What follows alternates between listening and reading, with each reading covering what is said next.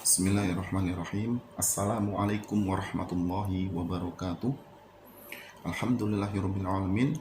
Ya, di sesi yang pertama ini dari rangkaian video singkat mengenai arsitektur Islam, saya akan mengupas tentu saja secara singkat ya mengenai isu utama dalam pewacanaan, pengkajian sekaligus penerapan atau praktik dari arsitektur Islam.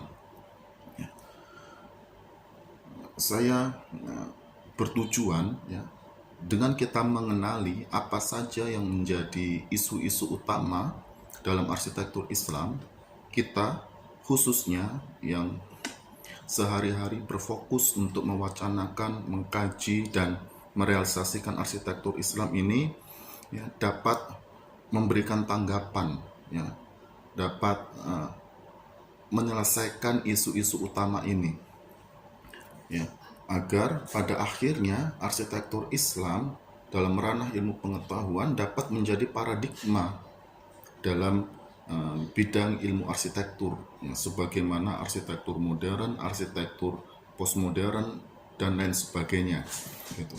Ya. Dari pengalaman saya mempelajari arsitektur Islam, ya, saya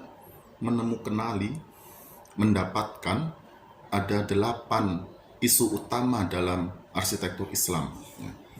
Yang pertama, ya, adalah isu atau permasalahan filosofis. Permasalahan ini ya, mengulas ya sebenarnya arsitektur Islam itu agama atau ilmu pengetahuan. Dikarenakan di belakang kata arsitektur ya disematkan kata Islam. Penyematan arsitektur dengan Islam menjadikan arsitektur Islam ini agama atau ilmu pengetahuan. Nah, permasalahan yang pertama atau isu yang pertama ini ya menuntut kita untuk mengkaji, ya, untuk menanggapi, memberikan jawaban di mana posisi dan kedudukan arsitektur Islam ini di dalam struktur bangunan Islam. Apakah dia sebagai agama ataukah dia sebagai ilmu pengetahuan? Ini yang pertama. Permasalahan kedua atau isu kedua adalah permasalahan definisi. Apa yang dimaksud dengan arsitektur Islam? Apa definisi dari arsitektur Islam itu sendiri? Termasuk dalam permasalahan ini adalah kita dituntut untuk menjelaskan beragam istilah yang kita gunakan dalam pewacanaan arsitektur Islam, ya, agar istilah-istilah itu memiliki maknanya yang jelas sehingga antar istilah dapat kita bedakan dengan baik. Arsitektur Islam, arsitektur Islami, ya, arsitektur Muslim, arsitektur peradaban Islam, arsitektur komunitas umat Islam, dan lain sebagainya. Ya. Itu diantara sedikit istilah dalam pewacanaan arsitektur Islam yang ditawarkan oleh kalangan ahli. Sehingga kita dituntut dalam permasalahan kedua ini, ya, apa yang dimaksud dengan beragam istilah tadi itu. Terutama apa yang dimaksud dengan istilah arsitektur Islam. Kita dapat menelusuri lebih jauh ya, permasalahan definisi ini, apakah di dalam arsitektur Islam ya kita dapat menggunakan istilah arsitektur itu sendiri ya, ataukah khasanah Islam memiliki istilah lain untuk menggantikan istilah arsitektur itu. Selanjutnya, permasalahan ketiga adalah permasalahan validasi. Ini berkaitan dengan bukti-bukti adanya arsitektur Islam. Apa yang membuktikan arsitektur Islam itu ada? Atau apa argumentasi yang kita sediakan ya agar berbagai pihak di bidang keilmuan arsitektur itu bersetuju, ya, berpandangan sama, bahwasanya arsitektur Islam itu ada. Itu bukan rekaan, gitu ya. Maksudnya bukan rekaan, itu bukan khayali, gitu ya. Bukan imaji, bukan sesuatu yang tidak ada realitasnya, gitu ya. Nah, ini menjadi tantangan ketiga kita. Permasalahan validasi. Kita dituntut untuk menawarkan argumentasi, bukti-bukti. Permasalahan keempat adalah permasalahan teoritik. Apa variabel dan indikator untuk menyatakan suatu teori, suatu bangunan ilmu, dan suatu objek arsitektur dapat dinyatakan sebagai arsitektur Islam?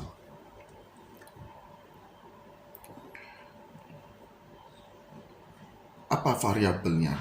Apa indikatornya untuk menilai, mengevaluasi, menyatakan suatu bangunan ilmu dan suatu objek arsitektur sebagai arsitektur Islam? Kemudian permasalahan kelima adalah permasalahan metodologis.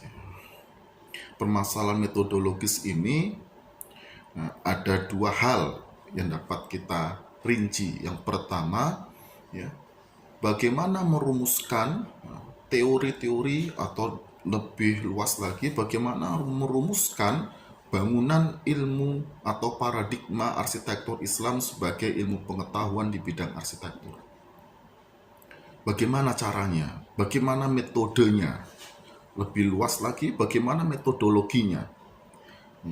Bagaimana kita dapat merumuskan ilmu pengetahuan dengan menjadikan, dengan mengakui, dengan menempatkan wahyu dari Tuhan itu sebagai sumber kebenaran, sumber ilmu. Ini rincian yang pertama, ya. Sehingga dari wahyu dari Tuhan tadi, ya, Al-Quran dan hadis, dari sumber itu kita dapat merumuskan ilmu pengetahuan arsitektur Islam. Rincian yang kedua, ya, berkaitan dengan terapannya. Ya.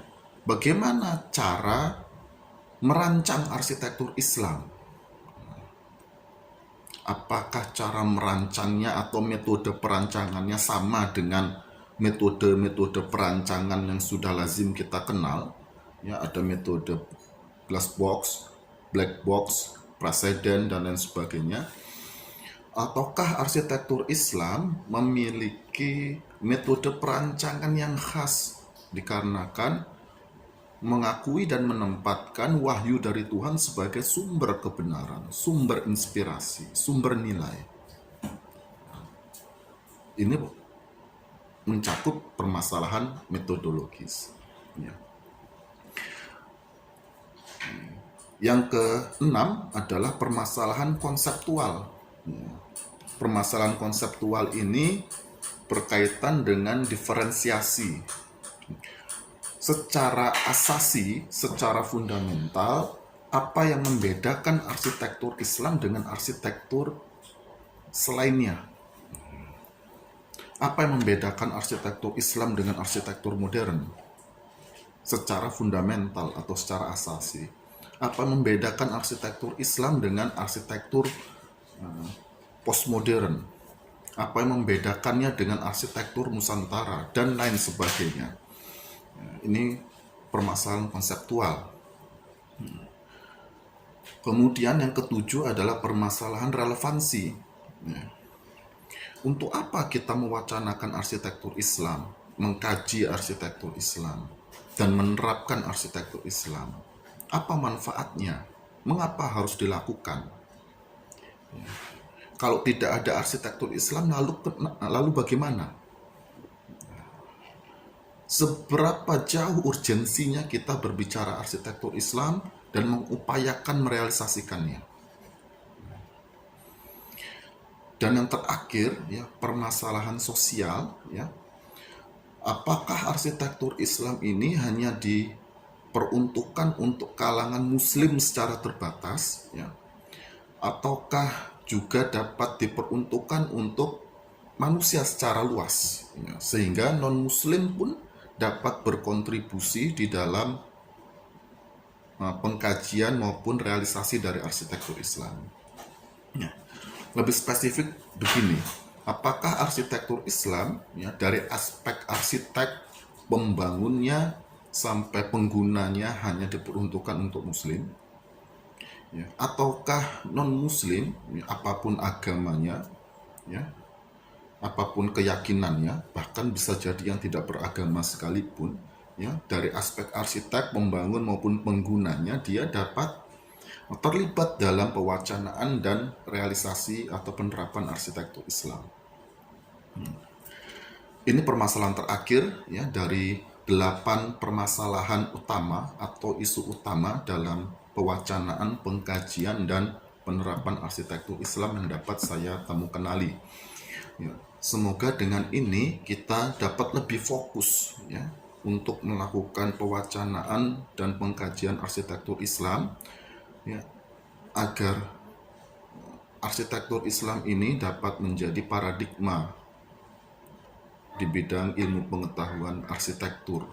Ya, dia tidak sekedar menjadi pembicaraan yang sifatnya sporadis gitu, ya, tidak sistematis, dibicarakan dimanapun tetapi tidak ada rangkaiannya gitu, tidak ada benang merahnya, tidak ada tujuan besarnya.